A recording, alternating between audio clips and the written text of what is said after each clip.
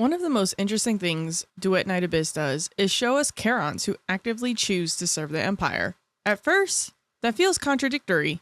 Charons are feared, controlled, often treated as tools rather than people. And yet, characters like Sybil and now Randy willingly put on the Empire's uniform. Not because they're blind to the system, not because they trust the Empire, but because they believe they can operate within it on their own terms. Before we dive into Randy specifically, I do want to give a quick heads up. Randy honestly doesn't appear very much in the main story. If you add everything together, he's probably on the screen for maybe 20 minutes total, if even that. So for this video, I'll be using a mix of B-roll footage, general gameplay, and scenes that best fit the conversation. And because I'll be pulling footage from different points in the game, I also want to throw out a spoiler warning just in case. Nothing too wild, but if you're going in completely blind, consider this your heads up. Alright, with that out of the way, let's talk about Randy. Randy Howard was born into obscurity. He comes from the Howard family, a long-standing laureled Charon legion, a family whose loyalty to the Empire spans generations. Laureled Charons are rare. They exist as proof that the Empire can reward Charons, so long as they're useful enough, obedient enough, and willing to endure what the loyalty costs. From the outside, Randy's life looks privileged. From the inside, it was heavy with exceptions. The Howard name wasn't something you lived up to. It was something you were meant to continue. Even as a child, Randy stood out, not for strength or aggression, but for awareness. He was observant, emotionally perceptive, quick to read people and situations. Much of that came from growing up with his sisters, who tormented him relentlessly under the guise of affection. To survive them, Randy learned etiquette, manners, and performance, becoming a quote-unquote gentleman, not because he wanted to, but because it kept him safe. That upbringing taught him an early lesson. Kindness can be an armor, politeness can diffuse danger, and humor can prevent escalation. These weren't quirks, they were survival skills. Randy's father was everything the Empire praised. A decorative soldier, a model laureled Charon, a man who gave everything he had to the Legion, and in doing so, he slowly disappeared. Randy's father was rarely home. When he was, he treated it like a temporary lodging, a place to inspect, complain, and leave again. The Legion was his true home. As a child, Randy tried desperately to earn his approval. He once carved a wooden toy pistol by hand and gave it to him as a gift. His father took it without praise and told him not to waste his time on meaningless things, to focus on becoming a better soldier instead. Years later, Randy would learn that his father had carried that toy pistol with him everywhere. When his father was critically wounded, shot in the head while protecting a subordinate, the pistol was found broken in two. Randy didn't join the Empire to emulate his father. He joined to understand him. He wanted to see what kind of system could turn a man into someone who suppressed everything human about himself in the name of duty. At the same time, Randy understood his position. As a laureled Charon, walking away from the Empire wouldn't make him free. It would make him suspicious. So Randy chose a compromise. He would serve, but he would not disappear. Joining the military wasn't ambition. It was containment. The 13th Legion reports directly to the Emperor himself. As Sybil once explained to Lynn, the Emperor does not care how things are completed, only that results are delivered. The 13th Legion operates directly under His Majesty's command. Our actions are guided by objectives, not by evidence. Your confusion is understandable. Until now, your enemies have been external, and you've yet to witness the internal machinations. Let's take this chance to bring you up to speed.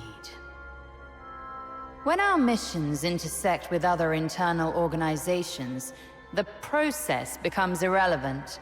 The 13th Legion focuses solely on achieving the results His Majesty desires. That philosophy defines the Legion, and it defines Randy's role within it. By order of Sybil and the Emperor, Randy has carried out executions. Those who cheat the Empire, those who steal from it, those who deemed obstacles to its goals. This matters. Randy is not naive, he's not sheltered, and he's not innocent. Despite his relaxed demeanor, both Sybil and Lynn openly acknowledge Randy's intelligence, and the story consistently backs that up. Early in the game, it is Randy who deducts the location of Berenica, also known as Number Zero. Why they were searching for her and why she mattered so much remains a mystery. Later, during Lynn's hunt for the Charon killer, it is Randy's strategy that allows her to successfully hunt down the monster that she had been pursuing. Lynn reports directly to Randy, and while she mocks his laziness, she never questions his competence. Randy isn't powerful because he dominates others. He's powerful because he understands situations before they spiral out of control. As an officer, Randy is deliberate with authority. He does not issue unnecessary commands. He does not blur personal requests with official orders. And when he asks for help, he does so as a person, not as a superior. This isn't laziness, it's restraint. Randy understands something his father never allowed himself to question. Once authority is abused, trust cannot be rebuilt through force. That belief quietly places him at odds with the Empire, even as he serves it efficiently.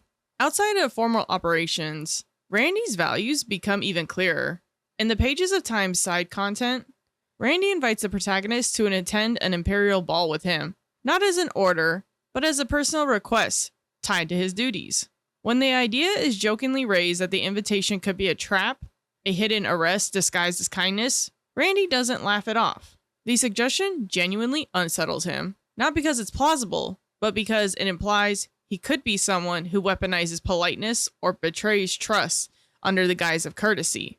Later, Randy admits, although deep down, I knew it was impossible, I was still worried. Not worried about being outplayed, but worried about being misunderstood. Randy eventually comes to a quiet realization. His father did love him. He simply didn't know how to express it without becoming a tool. The Empire rewarded that devotion with medals and survival, but at the cost of everything else. Randy refuses to repeat that cycle. He admits he doesn't know what he wants to become. He knows exactly what he refuses to be, a husk. So he chooses boundaries, comfort, human connection.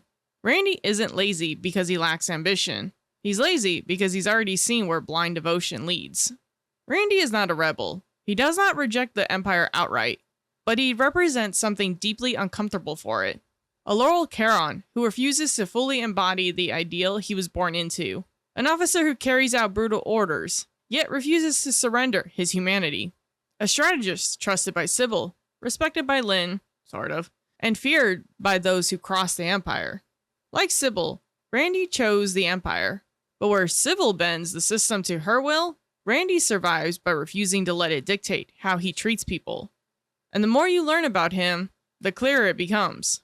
There's far more to Randy than first impression ever suggested. So now I want to ask you, what do you think of Randy? Did learning about his family, his father, and the orders he carried out change how you see him? Is Randy truly different from his father? Or is he simply walking the same path more carefully? Let me know in the comments your thoughts. And to wrap things up, we're currently down to the last character we currently know of who chooses to join the Empire. Her name is Rhythm, and she'll be the focus of the next video. And after that, we'll be moving away from the Empire and start looking at characters who didn't join it. The ones who chose different paths, different compromise, or outright resisted.